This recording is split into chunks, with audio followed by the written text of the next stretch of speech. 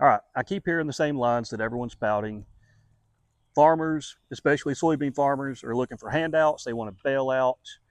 And people are saying, well, you voted for this and y'all supported Trump. This is his policies and trade tariffs that are causing this issue that you're facing. You're a welfare queen all of a sudden. Where's my free health care? Blah, blah, blah. Just to address it while I'm walking around this abandoned old grain facility, I don't remember the story behind this place, but it was a family-owned co-op at one point that they made some additions to. I actually looked at reopening it, but just to fix that row of bins, or those 2 rows of bins, the conveyor system, the pit, that flat fill building, and use that flat fill building, we were about $300,000 just in parts, and that's with my dealer discounts. So a lot of money. I didn't want to spend it because I don't have it. Trump, if you're listening to this, give me money. But first of all, did farmers vote for Trump? By and large, yes. Not all of them, obviously. Most did. But who's asking for the bailouts? If you look at the media, you see it's not hard to find pictures of some old, I hate to say the word, boomers, the old guys, standing in front of $1 million combine that doesn't have a speck of dust on it, taking a photo op. That's funny. I don't know if you can see that. I'm not going to read what it says on the wall, but that refrigerator wasn't there a month ago. Fucking crackhead central out here. But anyway, the boomer farmers that you see in the media, they're a really small section of America's farmers. And most of them, I don't believe, are even asking, say, hey, give me money. I want a handout. But they've been conditioned for 20, 30, 40 years of their careers that the money's there, they should take it, or else someone else is going to. Good for them. The problem's not them, it's the system that creates the handouts in the first place. But more likely it's the likes of American Farm Bureau, American Soybean Association, farm credit lenders, groups like that are pushing, because they actually get to write policies for politicians. You think your local representative and senators writing bills themselves? No, those groups are writing the bills. They're getting them voted, they're getting passed, because they're the second biggest lobby group in DC. Where was I? Oh yeah.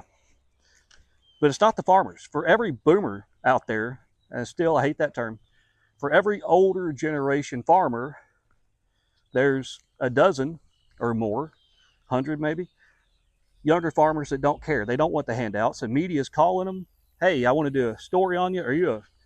They'll ask, are you a soybean farmer, and are you pissed off at Trump? If the answer to the second question is no, the media doesn't want to interview them. That's just the game that they play. So is soybeans market really as bad as we want to say it is? Well, it's not great.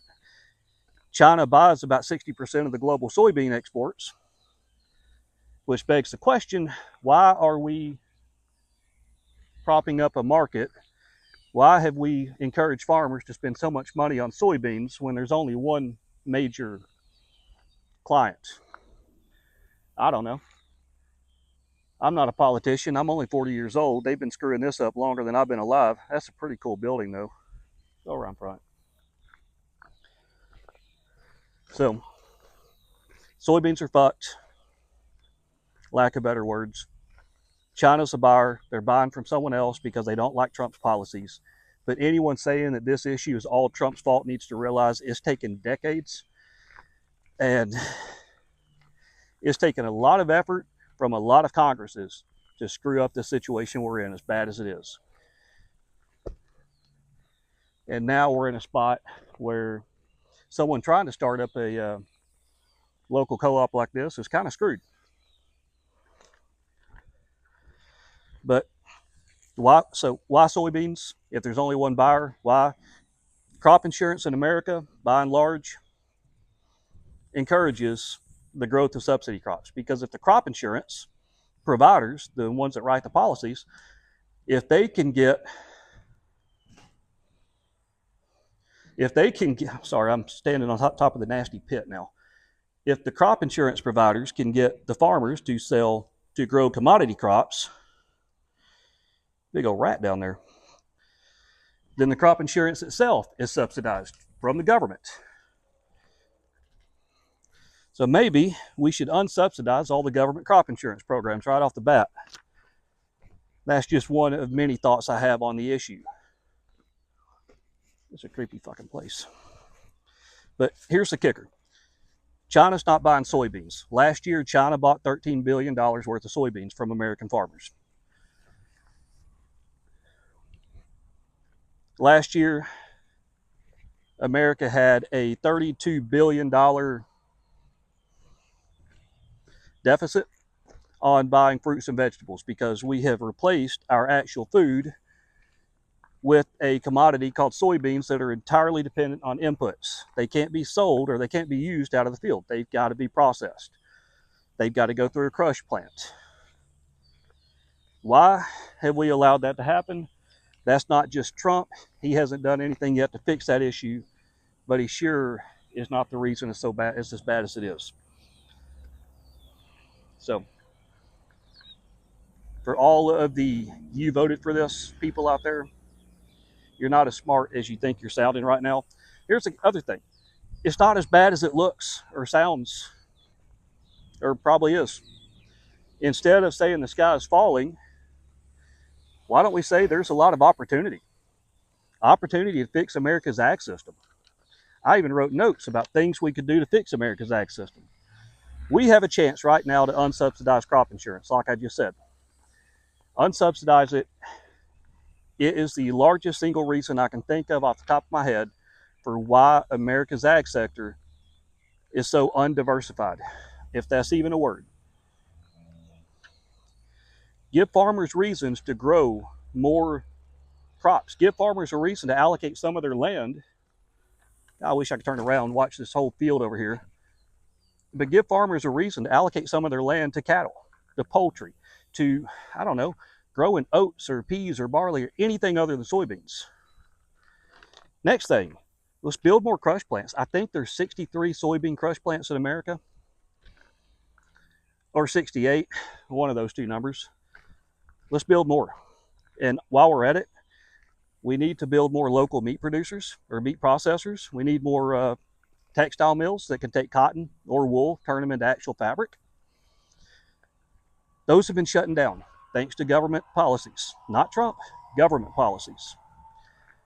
Where I wish Trump would have done better, instead of talking about sending tariff revenue checks to the farmers, I wish he would send those revenue checks to startup grants for people in those industries to start new businesses.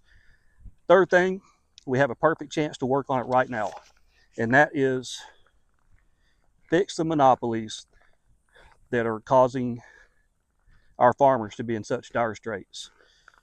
4 companies control nitrogen fertilizer, 2 companies control potash, 2 companies control phosphorus, 3 companies control most of our seed, 4 companies control most of our chemicals, our pesticides and herbicides. Why do we allow that to happen? I don't know, but we have a great opportunity right now. While everyone's focused on soybean producers looking for a handout, we have a really good chance to say, look, it's not just that the soybean producers need a handout. It's not because they're not socialist all of a sudden. They're hurting for business because input cost to grow this crop is so high. They grew this crop in the first place because they wanted the subsidized crop insurance, and it was either this or corn. We have a lot of things, a lot of frogs, a lot of things we could be fixing right now. There's one puddle full of frogs, not big enough to eat. Anyway, what was I saying? A lot of things we could be fixing right now. And the ag sector, our food security of America, really and truly is probably the one issue where we should be able to have full bipartisan agreement. And yet, both sides of the aisle, Democrats and Republicans, they can't look past their own stupidity to realize that on this issue, we have a lot in common. I could talk trade and agriculture with Trump. I could talk trade and agriculture with Elizabeth Warren and probably find common ground with both of them. So it's not a Trump thing. It's not a Republican thing. It's not a Democrat thing. It's not a Biden thing. This is they've all screwed it up for so long that we're desperate for a way to fix it now thing. So keep that in mind next time you hear someone say, well, farmers voted for this and Trump screwed them over. He sure didn't do anything to help them. But still, we're dealing with ag issues that took 40 years to get as bad as they are, not just one.